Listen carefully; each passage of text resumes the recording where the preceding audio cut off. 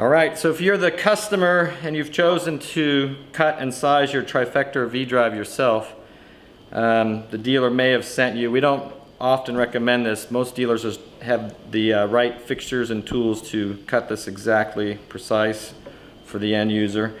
But since we have had customers say they wanted to do it themselves, I'm going to show you simply how you can do it. If all you have is a hacksaw and a sanding block with some 80 grit sandpaper, some 120, just to flatten out your cut if you're not as skilled with the hacksaw, so to speak. So let's say for me, for example, I'm using paddles 77 inches tall these days. Well, let's do it for a taller person. Let's say you want to cut a paddle at 80 inches, all right? This is 60 inches from the end of the handle to here. Your blade adds 20. So you're going to cut on the 80-inch line to make an 80-inch paddle. And to do that, what I do is I rotate, I'm right-handed, I'll rotate the shaft sideways so I can see my lines here. And I'll make sure you're cutting on the right line. I'll take my fingernail just to kind of get it started. Just take a couple soft swipes back and forth with the saw. Don't rush, check your cut and make sure that you're staying sort of true to the line. You see how that's on the line? If anything, I'd cut and leave the line because you can always take more off. But just take your time. You can see this is a very fine tooth saw. I'm going to cut just a little bit at a time just to make sure I'm staying on track. Once you get about halfway, it starts to cut real easy, but you can see I'm right on that line.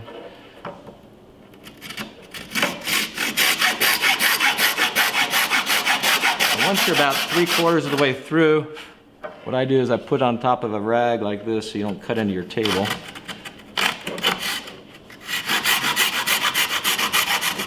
Back the saw away just a touch until you're all the way through like that. Okay. Now this is where the sandpaper comes in. You'll have just a slightly jagged cut here. What I'll do is I'll take just a few. Be careful to hold the sand block nice and flat. Just kiss that off nice and flat.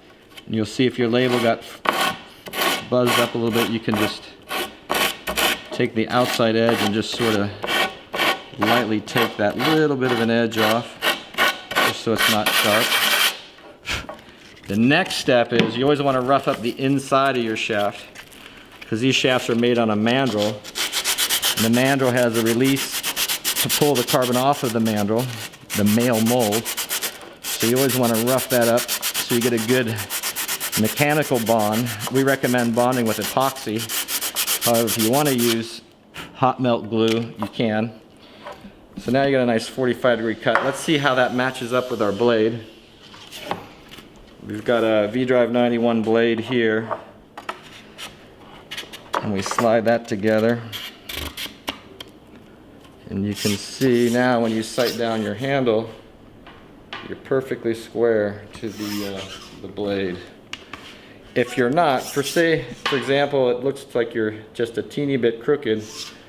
If you're crooked this way, for example, your handle seems like it's cockeyed clockwise because you didn't make a perfect cut, it means you need to take a little material off of this side. So if that is the case, you can come back and do that. Just got to carefully know which side you need to take material off. But say I needed to rotate it slightly, what I do is I'd be taking a little bit of material off this side, and all it takes is just a slight angle of the sandpaper, and you can just kiss a little bit off one side. And if you're not in a big rush, just do a little bit at a time. You can always sand more. And if your handle isn't dead nuts true because you didn't make a perfect cut, you can still get it. There you go. So that actually rotated my handle out of position slightly because it was in position in the first place because I cut it. Just kidding. But that's all you need to do. Then once you're ready to bond, this should already be roughed up for you. If it's a little snug fit, like that one maybe was a touch snug, you can just slightly rough that up too so you get a nice slide fit.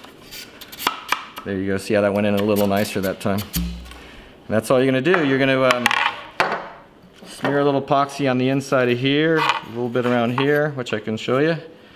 Glue it, wipe the excess, let it dry, and you're ready to paddle. If you use 5-minute epoxy, it's pretty quick. You can go out and paddle a couple hours later, but it's best to wait half a day if you can or more. The longer you let 5-minute epoxy set up and really get truly hard, the better. So, all right, hope that helps you get on the water. If you chose to cut the paddle yourself, however, we do recommend that you have the dealers cut it. They have a special 45-degree fixture that we design to help them get all that cut square, and most of them have cut enough of these paddles by now that they do it rather well and they get it true and right, and so there's never an issue.